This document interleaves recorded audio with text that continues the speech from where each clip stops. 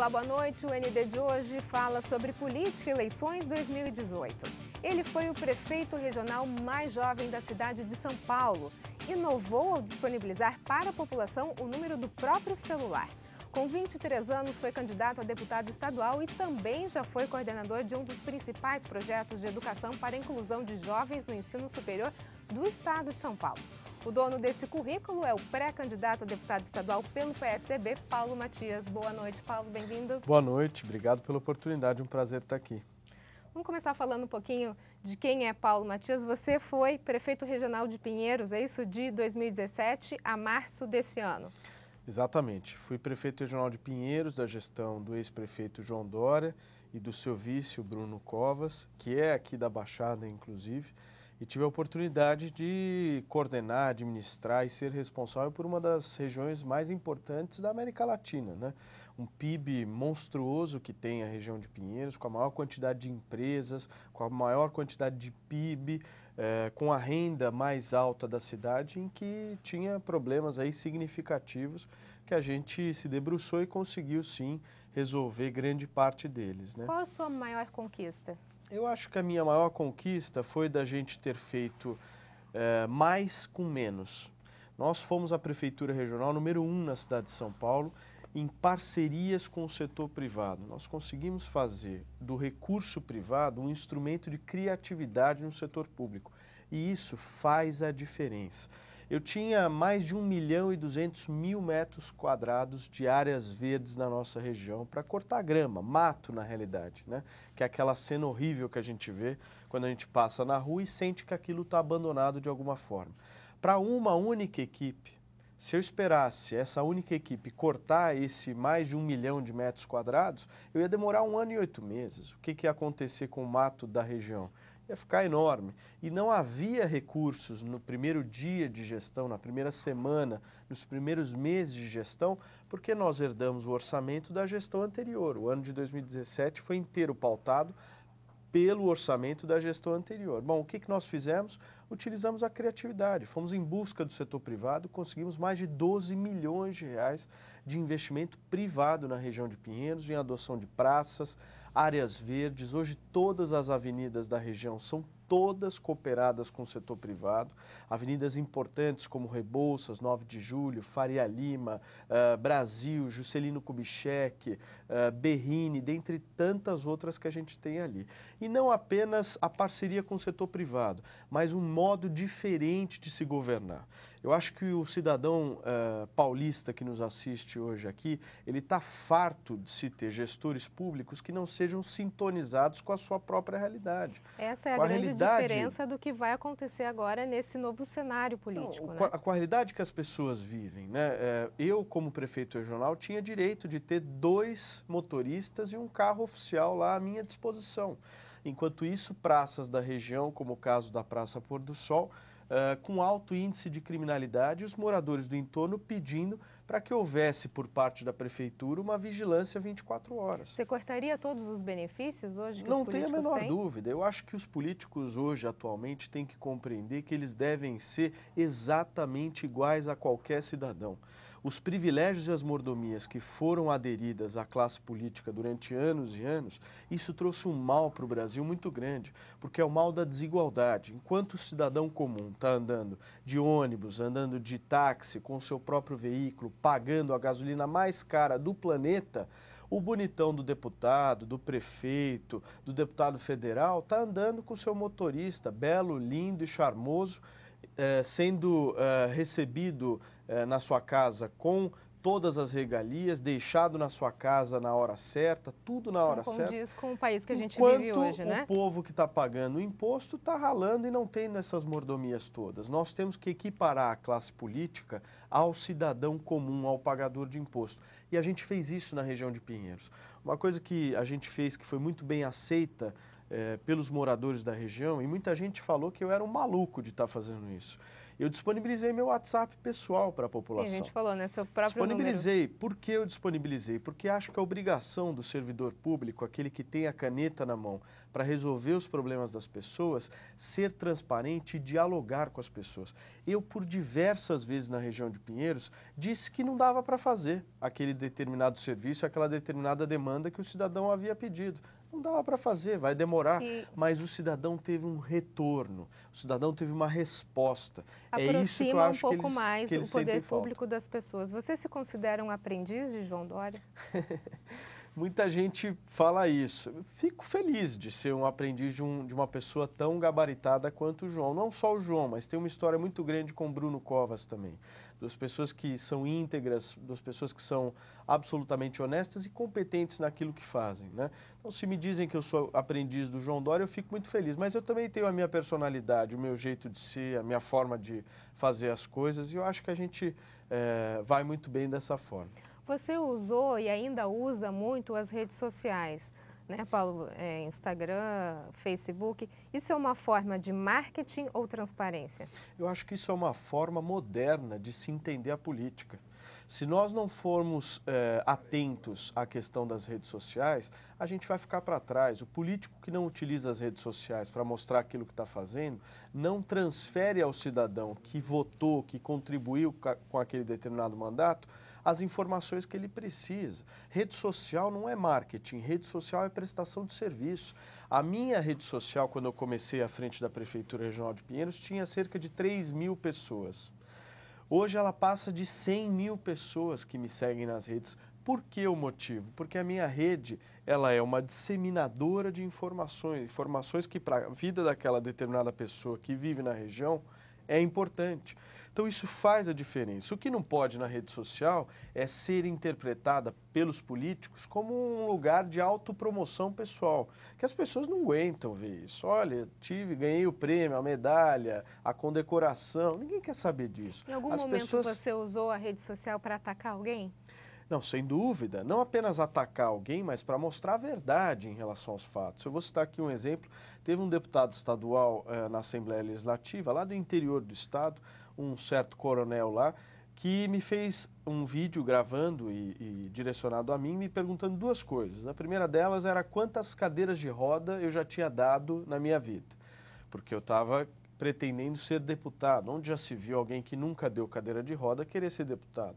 E a segunda pergunta que ele me fez foi quantos exames de tomografia eu já havia pago na vida. E eu respondi para ele a resposta de forma absolutamente educada, que eu acho que a política ela tem que primar por isso, dizendo que eu não tinha pago nenhuma cadeira de rodas, nem muito menos nenhum exame de tomografia, porque não é essa a política que eu acredito. Então nós temos que mostrar para o cidadão o que realmente um parlamentar tem a obrigação de fazer, que na minha avaliação não é dar cadeira de roda, nem muito menos pagar exame médico. Um parlamentar, um bom deputado é aquele que tem que pensar políticas públicas que sejam traduzidas em leis, que sejam traduzidas em âmbito jurídico, que possam sim fazer a diferença na vida das pessoas. No próximo bloco a gente continua a falar sobre política. Nós voltamos em instantes. Até já. Notícias em Debate está de volta e o nosso assunto de hoje é política e a gente conversa com o pré-candidato a deputado estadual pelo PSDB, Paulo Matias. Paulo, segundo a Folha de São Paulo, em repartição em Pinheiros, você era chamado como prefeito. Esse é o seu sonho, ser prefeito de São Paulo? Olha, uma boa pergunta. Quem sabe, né? O futuro na política a Deus pertence. Eu acho que o futuro na política ele depende de duas coisas importantes. A primeira é bons relacionamentos, sempre ter relacionamento, seja com o povo ou seja com as pessoas que estão no seu entorno, os bons políticos do seu entorno. E também muita sorte, né? Política é uma questão de sorte. A gente vê grandes políticos aí que chegaram onde chegaram através também de uma pitada de sorte, né? Isso está muito à frente, muito além ainda do que a gente consegue imaginar, mas a gente nunca pode descartar, né? Entre sorte e competência, qual pesa mais? Eu sempre fico com a competência. Acho que a competência ela tem um peso maior, mas a sorte ajuda bastante. Você vai contar com essa sorte para chegar ao cargo de deputado estadual? Se eu tiver mais competência do que sorte, eu vou ficar muito feliz. Acho que apenas a sorte para ganhar uma eleição de deputado estadual ela não é verdade, né? Quero sim vencer, mas com muita competência, com propostas plausíveis, inteligentes, diferentes, para as pessoas poderem ter a sua atenção sendo chamada nesse caso que a gente quer propor. Né? Agora, Paulo, hoje você disputa o cargo de deputado estadual. A campanha, a pré-campanha toda é feita em relação a isso. Caso você seja eleito, daqui 2 anos você tentaria a Prefeitura de São Paulo? Não, de maneira nenhuma. Daqui a 2 anos nós temos já um candidato definido, que se chama Bruno Covas. É o prefeito atual da cidade de São Paulo e tem o seu direito à reeleição. Isso não, de maneira nenhuma. Você acha que isso não é uma coisa... Não, pelo contrário, legal? eu já tenho candidato. Agora, isso foi o que fez João Dória. Largou a prefeitura e está tentando agora o cargo de governador de estado. Como é que você vê essa posição de João Dória, já que ele era o seu mentor? Olha, o João Dória é uma das pessoas que eu tenho como líderes, né? Mas ele não abandonou a Prefeitura de São Paulo, eu não vejo dessa maneira. Eu acho que a coisa ela foi muito bem construída internamente na Prefeitura. Primeiro que nós não estamos deixando a Prefeitura de São Paulo com outro partido. Nós fomos eleitos pelo PSDB, o João Dória, o Bruno Covas, e quem ficou é uma pessoa chamada Bruno Covas, da maior envergadura, da maior tradição política, é uma pessoa testada, não estamos falando de nenhuma pessoa que surge agora para administrar São Paulo. Nós estamos falando de uma pessoa que foi deputado estadual 2 vezes, deputada federal, secretário de Meio Ambiente, foi relator da CPI da Petrobras, um cara preparado, um cara mais votado do partido no estado. Então, nós não estamos deixando a prefeitura para um desconhecido. Pelo contrário, é alguém absolutamente sério. E partindo para um desafio que é justamente de ajudar a cidade de São Paulo em problemas muito cruciais que na Prefeitura de São Paulo, o prefeito João Dória, o ex-prefeito João Dória, não conseguia resolver. O caso, por exemplo, da segurança pública. Eu não tenho a menor dúvida que a dobradinha Bruno Covas e João Dória na segurança pública vai resolver o problema. Primeiro porque não vai tratar bandido como alguém que tem direitos. Bandido tem que ir para a cadeia e tem que pagar por isso. Essa política muito de passar a mão na cabeça de pessoas que cometeram graves crimes, isso no Estado tem que acabar de uma vez por todas. Como é que você vê a importância do vice? Hoje a gente tem Michel Temer, vice de Dilma. Hoje a gente tem Márcio França, vice de Geraldo Alckmin, e Bruno Covas, vice de João Dória. Será que o brasileiro, nessa próxima eleição, vai prestar mais atenção no vice do que no próprio candidato? Eu acho que precisa prestar atenção no vice. Não apenas, não tem que só prestar atenção no candidato, nem muito menos só no vice. Acho que é a chapa, né? Eu vejo muitos petistas reclamando do governo Michel Temer. Olha, mas votou no Michel Temer, estava lá na urna. Votou na Dilma, votou no Michel Temer, faz parte. A partir do momento que você tem um vice, caso o titular não seja mais o titular, é ele quem assume. Então, acho que isso na política é uma cultura que o brasileiro está criando agora de observar isso. E não apenas o vice. Acho importante nós olharmos os partidos que estão cercando as candidaturas. Acho importante nós olharmos quem são os potenciais ministeriáveis, os potenciais secretários de um governo estadual, quais são os partidos e você verificar. Se eu não estou enganado, o Mário Covas dizia muito que a gente tem que olhar quem está atrás da pessoa num determinado discurso, para a gente saber realmente de onde essa pessoa veio. Né? É porque ele pode assumir o lugar. Né? Vamos olhar não apenas o vice, mas vamos olhar quem está ao lado. Será que o caminho para São Paulo é estar ao lado de partidos da esquerda? Na minha avaliação, esse não é o caminho. Será que o caminho de São Paulo é a gente apostar no sindicalismo, por exemplo? Na minha avaliação, não é o caminho. Então, a gente tem que olhar. Eu acho que o eleitor está melhorando o voto dele. Vamos falar um pouquinho agora de Geraldo Alckmin e João Dória. Trouxe um certo desconforto no PSDB há algum tempo atrás, essa questão se ia ficar Geraldo Alckmin ou João Dória à presidência. Essa é a história. Hoje, o candidato à presidência da República é Geraldo Alckmin. Se ele não despontar mais nas eleições, pode haver essa troca por João Dória? Não, acho que o candidato ele só vai ser escolhido após a convenção do PSDB, que virá no mês de agosto. O candidato. Hoje nós temos o pré-candidato, que é o ex-governador Geraldo Alckmin. Eu acho que o PSDB tem que primar por ganhar a eleição. E avaliar um pouco mais à frente se quem vai ganhar a eleição e quem tem condições de ganhar a eleição é o governador Geraldo Alckmin ou o ex-prefeito João Dória. Acho que são 2 bons nomes, excelentes nomes que o PSDB tem, mas nós temos que ganhar a eleição. Eu acho que qualquer partido que entra para disputar, ele tem que entrar visando ganhar a eleição. Ou seja, João Dória não está descartado. Não é que não está descartado, eu não acho nem que está, nem que não está descartado, acho que eu não iria por esse caminho. Eu acho que nós temos como pré-candidato hoje único no partido o ex-governador Geraldo Alckmin, ponto. Ele é o pré-candidato hoje. Mas caso ele não decole nas pesquisas até o mês de julho, por exemplo, eu acho que o PSDB, caso tenha uma outra opção, porque também se não tiver ninguém que esteja melhor do que o Geraldo, não há nenhum sentido de lançar esse alguém. Agora, caso nós tenhamos, como o caso do João Dória, ele melhor posicionado nas pesquisas, eu acho que é uma estratégia eleitoral de você querer ganhar a eleição com o melhor nome, não apenas para o partido, mas para as pessoas. O partido às vezes erra muito de imaginar que só ele tem a razão. E quem tem a razão é o povo. O povo está olhando o cenário e está dizendo, eu quero esse, eu quero aquele. Vamos aguardar, mas se o Geraldo estiver bem posicionado nas pesquisas, eu acho que o PSDB vai estar bem representado. No próximo bloco a gente fala sobre governo do estado. Nós voltamos em instantes. Até já.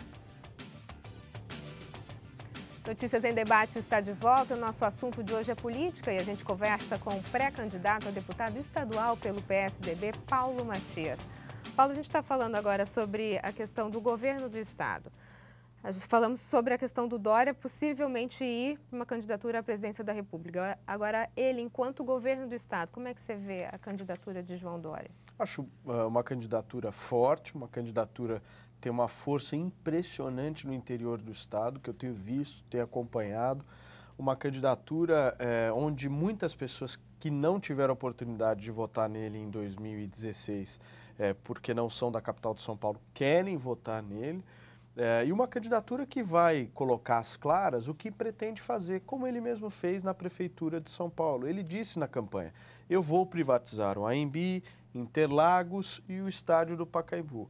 E fez isso. Está sendo feito todo o processo de privatização desses 3 bens públicos na cidade de São Paulo. Da mesma forma que o Estado, ou seja, temos que privatizar a Sabesp, temos que privatizar a CESP. A CESP já... Há anos isso já deveria ter acontecido, não da forma como a gente gostaria, mas já deveria ter acontecido. As linhas da CPTM, metrô, imagina, nós temos que mandar embora o metrô do estado de São Paulo, isso tem que ser responsabilidade do setor privado, não faz sentido metrô ser do governo, menor sentido isso. A única linha que não tem paralisação, não tem greve, é a linha 4 amarela do metrô, que é a linha que é concessionada para o setor privado, ou seja, não faz o menor sentido isso. O Estado brasileiro, e seja o Estado de São Paulo, ele quer abraçar tudo. E aí ele fica gordo, fica inchado, e quem abraça tudo não consegue fazer nada. Vamos ter foco, vamos saber aquilo que a gente quer resolver, vamos resolver saúde, vamos resolver segurança, vamos resolver educação, e o resto chama o setor privado para ajudar a resolver. É dessa forma que eu imagino que vai ser o governo João Dória. Agora, falando ainda nessa questão de governo do estado, existe uma possibilidade de aliança com o MDB de Paulo Scaff? Eu acredito que sim. Conversas sempre são feitas. Aliás, o João e o Paulo são muito amigos, já de muitos anos, né? E eu não tenho dúvida nenhuma que pode vir a ter uma aliança nesse sentido, seja para um primeiro turno ou seja para um segundo turno. E aí a avaliação vai ser feita em comum acordo aí com os 2 partidos, mas principalmente pelo João e pelo Paulo. Como é que você vê a atuação do atual governador Márcio França? Acho que muito pouco tempo, né? Nós estamos aí acho que há 1 mês e pouco, né, de governo, mas algumas atuações um pouco desastrosas na minha avaliação, como a proposta de retirar, por exemplo, a Polícia Civil da Secretaria de Segurança Pública para a Secretaria de Justiça. Isso pode ser qualquer demanda dos delegados, enfim, do Estado, mas isso não é uma demanda do cidadão comum. O cidadão comum quer ver as polícias integradas, absolutamente próximas, sem nenhum tipo de distanciamento burocrático. Onde a gente precisa cada vez mais primar pela melhoria na relação entre elas, né? Então, acho que essa proposta dele já não foi muito bem aceita. Vi que ele fez alianças com o PT na Assembleia Legislativa, o PT hoje é base dele na Assembleia. Isso para o eleitor paulista se traduz como um PT, um partido de esquerda disfarçado, né? Isso não vai muito bem na nossa avaliação. Eu acho que o eleitor paulista está dizendo exatamente isso. Ele quer alguém que fale a verdade para ele, mas que não tenha ligação com aquelas pessoas que destruíram o Brasil. Agora, o governador tem até dezembro para fazer várias obras e utilizar o governo como uma forma de palanque até para crescer nessas eleições. Como é que você vê isso? É possível? Você acha que vai crescer? Ele tem possibilidade de crescimento? Eu vejo exatamente esta maneira a forma mais errada e mais ultrapassada de se fazer política. O uso da máquina pública para benefício próprio. Ou seja, você se utilizar de secretarias para fazer negociatas, você se utilizar de emendas parlamentares, você prometer aquilo que não pode entregar. Como você mesmo disse, são pouquíssimos meses à frente do governo do Estado. E o que a gente tem ouvido são tantas promessas, mas tantas promessas, que fica difícil acreditar que isso realmente vai ser colocado em prática. O que você acha que ele não vai conseguir cumprir? Eu vejo muitas obras que estão sendo colocadas e estão sendo prometidas para prefeitos, eu vejo muitas verbas. Ora, eu vou falar uma coisa para você de forma absolutamente sincera. Até o dia 6 de abril de 2017, São Paulo estava absolutamente tranquilo, fiscalmente falando, né? Aí me vem projetos na Assembleia Legislativa para saltar o teto do funcionalismo público para mais de R$30 mil. Ou seja, São Paulo sempre foi bem, os governos do PSDB sempre deixaram São Paulo num equilíbrio fiscal necessário. E aí me vem um governo desse querendo colocar o equilíbrio fiscal no seu maior limite da história desse Estado, pós os governos do PSDB, com propostas que são eleitoreiras. Nós não podemos fazer política pública pensando em eleição. Nós precisamos fazer política pública pensando nas pessoas. Agora, Paulo, você mesmo falou que a sua proposta é uma proposta nova. A gente vê que você é super jovem, né? Está com uma cara nova na política, que é o que a gente realmente precisa. Mas o PSDB também fez algumas promessas que não cumpriu, né? O próprio governador Geraldo Alckmin já inaugurou o túnel de Santos-Guarujá algumas vezes. Esse é um dos pontos que nunca sai do papel há anos. Então, quer dizer, não importa às vezes o partido, essa é uma questão política de uma forma em geral que a gente percebe, né? O que você faria, por exemplo, aqui para a Baixada Santista? Quais seriam as suas propostas? Olha, na minha avaliação, a gente tem um projeto de lei até que está sendo elaborado em conjunto com a sociedade. Eu fiz questão de criar um programa na minha pré-candidatura que se chama Novas Ideias para São Paulo. E esse projeto visa as pessoas que me acompanham nas redes sociais me fornecerem informações e participar de algumas reuniões comigo para discutir projetos. E nessas reuniões surgiu um projeto que eu achei muito legal, junto com a sociedade, da gente fazer a sociedade civil paulista poder se aproximar das escolas públicas estaduais. Como é que seria isso? Hoje, qual a principal crítica que o cidadão tem com os governos e a política? Eu pago meu imposto e não vejo esse imposto retornar para mim em serviços públicos. Eu não tenho uma segurança de qualidade, eu não tenho uma saúde de qualidade e eu tenho que colocar o meu filho numa escola privada porque a escola pública não está dando conta e não está tendo um nível de aprendizado satisfatório. Essa é a crítica hoje do brasileiro. Como que a gente faz o imposto que o cidadão brasileiro e o cidadão paulista paga, o seu ICMS, por exemplo, ser bem utilizado e ser visto a olhos claros pelas pessoas? A gente fazer com que haja no estado de São Paulo uma espécie de lei Rouanet, mas não com esse nome, é claro, mas com uma lei onde a gente possa trazer as pessoas e a sociedade para a educação. Como que a gente faz isso? Isentando a pessoa, incentivando a pessoa fiscalmente através do ICMS, repassando essa verba para determinadas escolas. Então a gente tem um projeto que a gente vai apresentar aí nos próximos dias durante a campanha de adoção de escola pública pela sociedade civil. Ok, Paulo, muito obrigada pelas suas informações. Eu que agradeço. Notícias em Debate fica por aqui. Uma ótima noite para você. Até mais.